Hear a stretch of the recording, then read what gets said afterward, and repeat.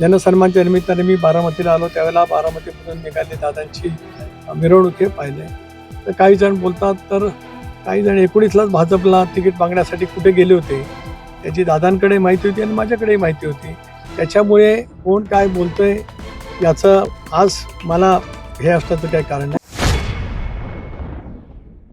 Sir, तुम्ही आज या ठिकाणी आलेला आहात. आज अजितदादांना जाऊन एक महिना होऊन काय भाषण? आज महाराष्ट्राचे नव्हे तर देशाचे नेते दादा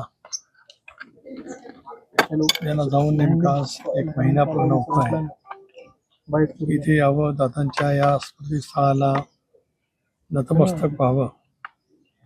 आयुष्यभर त्यांनी आम्हाला सर्वांनाच ऊर्जा दिली, लोकसेवा शिकवली, विकासाची दृष्टी, व्हिजन ज्याला आपण म्हणतो ते सतत आम्हा सर्वांच्या समोर ठेवलं. असं एक लोकत्व नेतृत्व देशातला दादा आज त्यांच्या चरणी नतमस्तक होण्यासाठी मी आलो.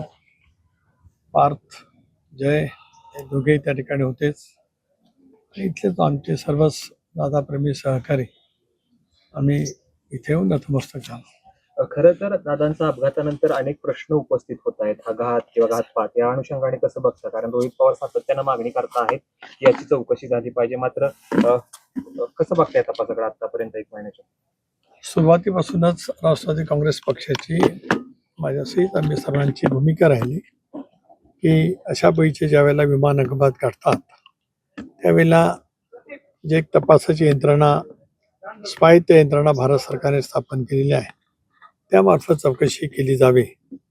आणि पहिल्या दिवशी तशापैकी चौकशी त्या खात्याच्या केंद्रीय मंत्री महोदयांनी केली. मुख्यमंत्री आले होते, त्यांनी सुद्धा CIDच्या मार्फत तशापैकी चौकशीचे आदेश त्या ठिकाणी दिले आणि तशी चौकशी सुरू झाल्याचं आम्हाला माहिती देण्यात आली. तदनंतर राज्याच्या उपमुख्यमंत्री बहिणींच्या नेतृत्वाखाली आम्ही सारेजण मुख्यमंत्री महोदयांना भेटलो आणि पक्षाच्या वतीने एक निवेदन दिलं की या साऱ्या घटनेची पूर्णपणाने CBIच्या मार्फत चौकशी केली जावी. मुख्यमंत्र्यांनी दुसऱ्या दिवशीच त्यांच्या सहीच्या पत्रासहित केंद्रीय गृहमंत्रालयाकडे माननीय अमित शहांकडे पत्रव्यवहार केला आणि आता CBIच्या मार्फत सुद्धा त्याची चौकशी त्या ठिकाणी सुरू होईल. खरं आहे की याच्यातलं जे काही सत्य आहे, वेगवेगळ्या व्यक्तींनी या संबंध घटनेच्या बद्दल काही प्रश्न निर्माण केलेत, काही त्यांचं त्या संदर्भातलं मत जे आहे काय ते व्यक्त केलं आहे.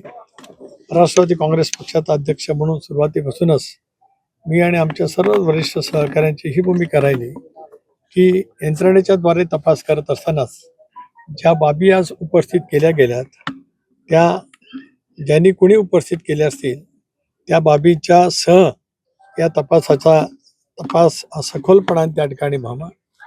एकदा आम्ही ही मागणी केली की जागतिक स्तरावरती सुद्धा अशा ज्या काही संस्था आहेत की अशा वेळच्या विमान अपघाताची ते चौकशी करत असतात, त्याही तपास यंत्रणेची मदत आवश्यकता असेल तर या बाबतीमध्ये त्या ठिकाणी घेतली जावी. कारण दादा केवळ महाराष्ट्राच्या सीमित नेतृत्व नव्हतं तर देशातील 130 कोटी जनतेला दादांच्या त्या दुःखद निधनाने प्रचंड प्रमाणावरती हळहळ त्या ठिकाणी वाटलेली आहे.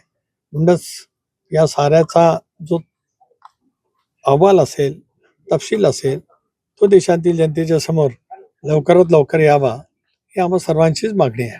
ज्या पद्धतीने तपास चालू आहे, ज्या पद्धतीनं यंत्रणा तपास करते त्या पद्धतीने जर तपास झाला तर न्याय मिळणार नाही अशी रोहित पवारांची भूमिका आहे. तुम्हाला काय वाटते या नाही, संदर्भात? कोणाला काय वाटतं त्याच्याबद्दल मी भाष्य करणार नाही, पण मी सुद्धा गेले 35 वर्ष सार्वजनिक जीवनामध्ये आहे.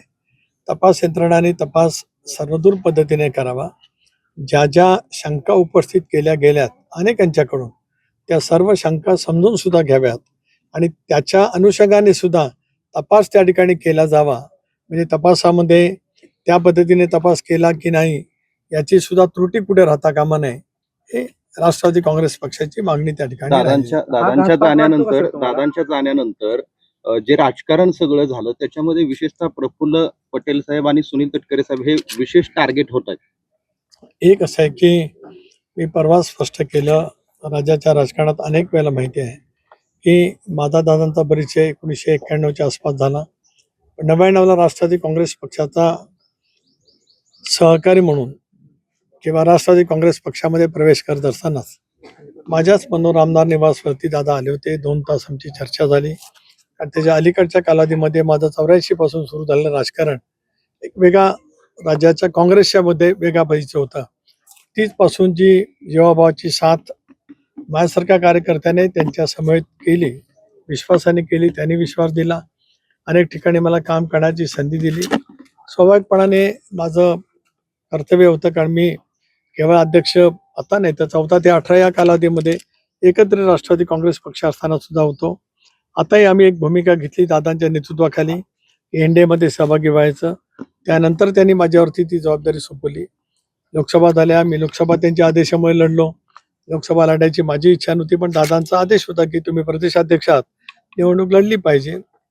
त्यानंतरच्या विधानसभेमध्ये आम्ही संबंध महाराष्ट्र ढवळून काढला, यश त्या ठिकाणी मिळालं. स्वाभाविकपणाने ज्या वेळेला दादांचं दुर्दैवी निधन जे संबंध देशाला चटका लावून देणारं ठरलं, त्यावेळेला मग त्या ठिकाणी बहिणींना उपमुख्यमंत्री पदाची किंवा विधिमंडळ पक्ष नेत्याची जबाबदारी द्यावी अशी भूमिका पक्षाचा प्रमुख म्हणून दादांचा एक सहकारी म्हणून जर का आम्ही घेतली असेल. प्रफुल्ल पटेल सुद्धा दीर्घकाळ कार्याध्यक्ष राहिलेले आहेत.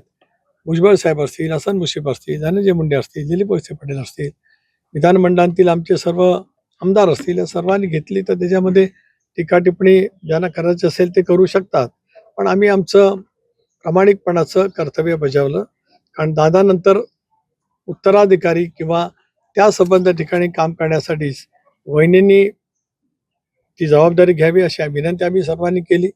ज्या धीरोदत्त पद्धतीने, ज्या संयमी पद्धतीने वहिनींनी या गोष्टीचा म्हणजे ही जबाबदारी केवळ कुटुंबापुरतं नव्हे तर राज्याचं जनता ही आपलं कुटुंब आहे असं मानून त्यांनी ती जबाबदारी स्वीकारली, त्याच्याबद्दलही आम्ही सातत्याने ऋण त्या ठिकाणी व्यक्त करतो. आणि जबाबदारी स्वीकारत असताना पार जय या दोघांनी सुद्धा त्या जबाबदारी वहिनींनी स्वीकारत असताना जे त्या ठिकाणी सहमती दर्शवली त्याच्याबद्दल सुद्धा त्या सर्वांचेच मी ऋण व्यक्त करतो. राष्ट्रवादीच्या 4 नेत्यांना रोहित पवारांनी इशारा दिलाय, महाराष्ट्र बघतोय सांभाळून बघा, कारण त्यांनी असा आरोप केला की काही जण काकींच्या खांद्यावर हात टाकतात, कोणी जर ओढतोय. हे व्हिडिओ व्हायरल झाले, त्या संदर्भात ज्यांना कोणाला काय बोलायचं आहे ते बोलायचं आहे.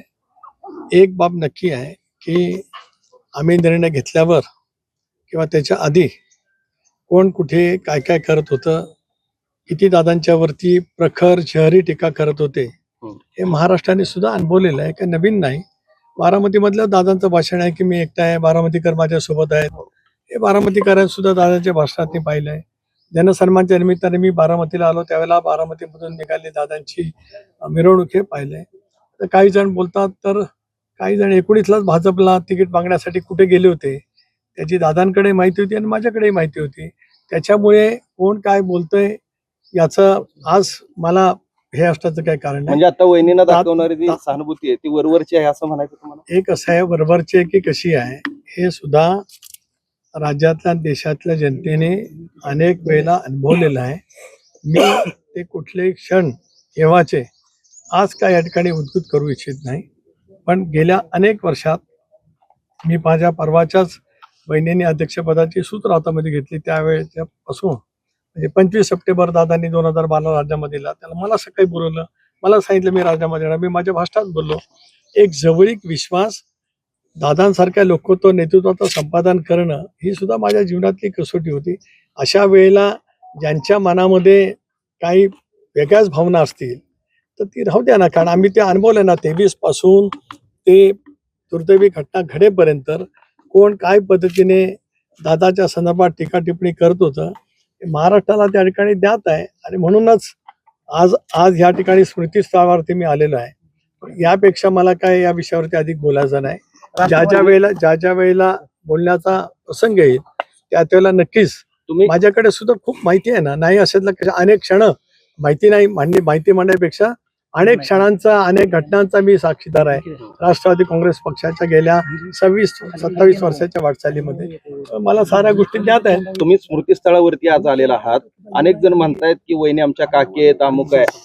तुमच्या मनामध्ये, पक्षाच्या नेत्यांच्या मनामध्ये सुनेत्रा पवारांच्या बद्दल काय भावना आहे, काय स्थान आहे? आज स्मृतीस्थळावर तुम्ही आहात. मी तर त्या दिवशी माझ्या भावना व्यक्त केल्या जाहीरपणाने. माझ्या भावना ह्याच आहेत की म्हणूनच मी सांगितलं की मी राजधर्म पाळला, मी धर्मशास्त्र पाळला. दादांना सावलीसारखी साथ वहिनीने आयुष्यभरामध्ये दिली. त्यामुळे दादा दादा आहेत. दादांची बरोबरी कोण करणार नाही, पण दादांच्या विचारावरती त्याच पद्धतीने मार्गक्रमण करण्याचा आणि विशेष करून एक कुटुंब म्हणून सर्वांना सावरण्याचं, धीर देण्याचं, धीरोदात्त पद्धतीने स्वतःवरती प्रसंग आलेला असताना बहिणी ज्या पद्धतीने करतात, आम्हाला सर्वांनाच बहिणी ह्या दादांच्याच ठिकाणी आहेत. आम्ही त्याच पद्धतीने मानतो आहोत. आमच्या भावना त्याच आहेत आणि ह्या आजच आहेत अशातला नव्हे, तर गेल्या अनेक वर्षामध्ये आम्ही त्याच आपुलकीतून किंवा त्याच नात्यातून बहिणींच्या कडे अनेक वेळेला त्यांचं क्रीडा, सामाजिक वेगवेगळ्या क्षेत्रातलं, स्वच्छतेमध्ये त्यांनी घेतलेलं काम, या सगळ्या परिसरातलं त्यांनी उभं केलेलं विश्व, याची सुद्धा अनेक वेळेला त्यांच्याकडनं माहिती घेऊन आम्ही आमच्याकडे करण्याचा तो प्रयत्न करत आलो. त्यामुळे आमचं स्थान, आमच्या हृदयातलं स्थान तेच आहे. भारत पवारांची राज्यसभा कोणाला खटक पटेल केली? यांना पूर्णपणे माहिती होती असा दावा शरद पवार गटाच्या एका बड्या नेत्याने केलाय. जाऊ दे कोण नेते काय बोलतात, मला सगळं माहिती आहे. जे कोण नेते असतील त्यांनी नाव घेऊन सांगावं. मी हेच सांगितलं की बहिणींची शपथची घाई का केली असा आरोप आमच्यावरती करणारे इथे दादांचं शव अंत्यदर्शनासाठी ठेवलेलं असताना ते बाहेरच मुलाखती देत होते विलिनीकरणाच्या. पण त्यांच्यापैकी कोणाच्या तोंडून वहिनींना उपमुख्यमंत्री करा, विधिमंडळ पक्षाचा नेता करा असं कधी कोणी बोललेलं नाही. आपण आठवा, त्या प्रत्येकाच्या मुलाखती याच परिसरात झाल्यात. या दुर्दैवी परिसरात, या इथेच त्या दिवशी दादांचं शव पहिल्या दिवशी होतं, दुसऱ्या दिवशी अंत्यविधी या ठिकाणी झाले. तिथे झालेल्या मुलाखती आपण सर्वांनी मिळून पाहिल्यात. त्याला कुठलाही त्यांच्यापैकी जे स्वतःला वरिष्ठ नेते समजतात त्यांनी विधिमंडळ पक्षाच्या नेतेपदी बहिणींची निवड करावी असं कुठं त्यांच्यापैकी कुठे बोललेलं ऐकिवात तरी माझ्याकडे नाही. उलट ज्यांना जे बोलायचं असेल ते बोलू द्या. त्या 2-3 दिवसामध्ये कोण कुठे काय कशा पद्धतीने बोलत आलं त्याचं नक्कीच योग्य वेळेला, कारण आज तो क्षण नाही. आज इथे येणं आणि या समाधी स्थळासमोर नतमस्तक होणं, ह्या गेल्या 40 वर्षाची सावलीसारखी साथ मला दादांच्या समेत देता आली. तिथं नतमस्तक होणं हे माझं जीवनातलं कर्तव्य. त्या भावनेतून या ठिकाणी आलो. मला या ठिकाणच्या माझ्या येण्याचं, इथे नतमस्तक होण्याचं कुठलंही राजकीय भांडवल करायचं नाही. ज्यांना जे बोलायचं असेल तर बोलू द्या. काळाच्या ओघात त्या साऱ्याची उत्तरं आहेत आणि माझ्याकडे सुद्धा 26 वर्षाच्या वाटचालीतली दादांचा प्रवास, त्याच्यामध्ये निर्माण केलेले अडथळे, सगळं माझ्याकडे पूर्णपणाने, मी त्या अनेक घटनांचा साक्षीदार असल्यामुळे मला त्याच्याबद्दलची पूर्णपणाची माहिती आहे. योग्य वेळेला ते बोलेन. कोणाला खटकते का साहेब? रोहित कोणाला खटको न खटको, राष्ट्रवादी काँग्रेस पक्षाने एकमताने पार्थ पवार यांना राज्यसभेची उमेदवारी दिले. मी येतानाच त्यांना विचारलं की आपण आता अर्ज कधी भरणार आहोत. 5 किंवा 6 तारखेला अर्ज भरण्याचा शेवटचा दिवस आहे. 2 दिवस होळीचे दिवस आहेत. त्याच्यामुळे आज एका दादा असताना फॉर्म भरता आला असता, अधिक आनंद दादाने असताना आम्हाला सर्वांना असता. पण या संबंध अत्यंत दुर्दैवी स्थितीमध्ये सुद्धा आज पार्थ राज्यसभेवरती राष्ट्रवादी काँग्रेस पक्षाच्या वतीने अर्ज भरतायत, 100% निर्वाचित होतील आणि त्यांचा सुद्धा एक वेगळा प्रभाव देशपातळीवरती आणि संसदेमध्ये पार्थ दादांचा चिरंजीव म्हणून आणि त्यांनी सुद्धा गेल्या अनेक वर्षामध्ये घेतलेल्या अनुभवातून निश्चितपणे चांगल्या पद्धतीने करतील. रोहित पवार हे सातत्यानं अजित पवारांच्या प्रफुल्ल पटेल यांना या प्रेझेंटेशन मांडतायत ज्ञान आणि आहे. या सगळ्या प्रेझेंटेशन मुळे ज्या दुर्घटनेत ते आरोप आहेत त्यांना त्या ठिकाणी मदत होते असा आरोप तुमच्या पक्षाचे अनिल पाटील यांनी केलाय. या आरोपाकडे कसं बघतात? काय रोहित पवार सातत्यानं अजित पवारांचा जो अपघात झालाय, घातपात झालाय, या संदर्भात प्रेझेंटेशन सादर करतायत. मग हे या प्रेझेंटेशन मुळे या सगळ्या दुर्घटनेतील आरोपींना मदत होते असा आरोप अनिल भाईंनी केला. अनिल भाईदासांनी काय मुलाखत दिली मला माहित नाही. मी वारंवार हेच म्हणत आलो, गेले अनेक दिवस म्हणत आलो की आता सीबीआय असेल, भारत सरकारची या अपघाताच्या संदर्भामध्ये जी काही तपास यंत्रणा असेल, या सगळ्या स्वायत्त संस्था आहेत आणि ह्या वरिष्ठ अधिकाऱ्यांच्या देखरेखीखाली तो तपास त्या ठिकाणी होत असतो. जे काही या दुर्घटनेबद्दल ज्याने जे काही व्यक्त केले, कोणी प्रेझेंटेशन केलं असेल, त्याच्यासह हा तपास व्हावा ही भूमिका राष्ट्रवादी काँग्रेस पक्षाची आहे असं मी मगाशीच, केवळ आत्ता नव्हेच तर गेल्या अनेक दिवसांच्या मध्ये या विषयावरती ज्यावेळेला माध्यमांशी बोलण्याची वेळ आली त्या वेळेला मी ते गेलेलं आहे. रोहित पवार यांचं असं म्हणणं आहे की या प्रकरणात प्रफुल्ल पटेल यांना जास्त ज्ञान आहे, त्यांनी सहकार्य केलं असतं तपास फार पुढे गेला. आता त्यांना काय वाटतं, त्यांना रोहित पवारांना मी कशाला काय बोलू. जर हा घात जरा एक मिनिट. काय वाटतं मला, काय बोलण्याचं काही कारण नाही, कारण मला त्यांची दादांबद्दलची काय मतं होती ती माहिती आहेत, कशाला मी त्याच्याबद्दल बोलू. मला एकच एवढं म्हणायचं आहे की या साऱ्या बाबतीमध्ये जे जे मुद्दे उपस्थित केले गेलेले आहेत ते, आणि तपास यंत्रणा करत असलेल्या तपासाच्यासाठी त्यांचे जी काय कशा पद्धतीने तपास करावा असं काय जे काय असेल त्या सगळ्या पद्धतीने चौकशी झालीच पाहिजे आणि देशांतील जनतेच्या समोर ती आली पाहिजे. राष्ट्रवादी काँग्रेस पक्षाची भूमिका.